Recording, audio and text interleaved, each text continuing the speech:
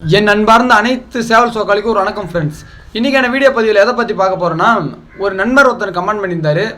அண்ணா, என்னோடய சேவல் களத்தில் சைக்கோவாக வெறித்தனமாக சண்டை போட என்ன செய்யணும் அப்படின்னு சொல்லிட்டு கேட்டிருந்தார். அதுக்கான பதில் தான் இந்த வீடியோ பதிவு. அதாவது நம்மளோட சேவல் சைக்கோவாக வெறித்தனமாக களத்தில் சண்டை போடணும்னா அது ஃபஸ்ட்டு விஷயம் அதோட லைனேஜ். அந்த லைனேஜ் சண்டை அந்த மாதிரி நல்லா வெறித்தனமான சண்டை இருக்கணும். ரெண்டாவது விஷயம் பார்த்தீங்கன்னா, நம்மளுடைய தயார்.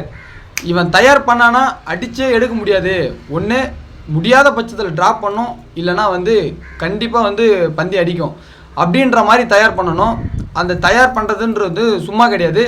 அது ரொம்ப நிறைய நுணுக்கமான விஷயங்களை நம்ம பண்ணால் மட்டும்தான் அந்த தயாரில் நம்மளோட வெற்றி பெற முடியும். மூணாவது விஷயம் பார்த்தீங்கன்னா, அந்த சேவலோட மனசை நம்ம புரிஞ்சு அது என்ன தேவைன்றதை தெரிஞ்சு நம்ம பண்ணால் மட்டும்தான் அந்த சேவல் நமக்கான வெற்றியை அது பெற்றுக் கொடுக்கும். அதனால் அதாவது நம்மளோட நுட்பமான அறிவை தான் அந்த சேவலோட இதில் நம்ம திணிச்சு சண்டை போட வைக்கிறோம். அதனால் எல்லாமே நம்ம கையில் தான் இருக்குது. அது எப்படிலாம் தயார் பண்ணலாம், அந்த 21 நாள் எப்படி நாங்கள் ஹேண்டில் பண்ணுறோம், நான் எப்படி ஹேண்டில் பண்ணுறேன் அப்படின்றத நான் 1 by 1 அதுக்கப்புறம் இனி ஒரு காலங்களில் நான் வீடியோ பதிவாக கொடுக்குறேன். அதாவது இவன் சின்ன பையன், இவனுக்குன்னா தெரிய போகுது, இவன் சொல்கிறதெல்லாம் நம்ம ஏன் கேட்கணும் அப்படின்றதும் கிடையாது. இவர் பெரியவர், இவருக்கு எல்லாமே தெரியும் அப்படின்னு கிடையாது. யாருக்கும் எல்லாம் தெரியும்னு கிடையாது, யாருக்கு எது தெரியாதுன்னு கிடையாது. எல்லாருக்கும் ஒரு விஷயம் அதாவது இந்த ஃபீல்டில் யார் நல்லா முழுமையாக இறங்கி அனலைஸ் பண்ணி யார் ஒருத்தருக்கு இன்ட்ரெஸ்ட் எடுத்து பண்ணுறாங்களோ அவங்க தான் இந்த ஃபீல்டில் ஜெயிக்க முடியும்.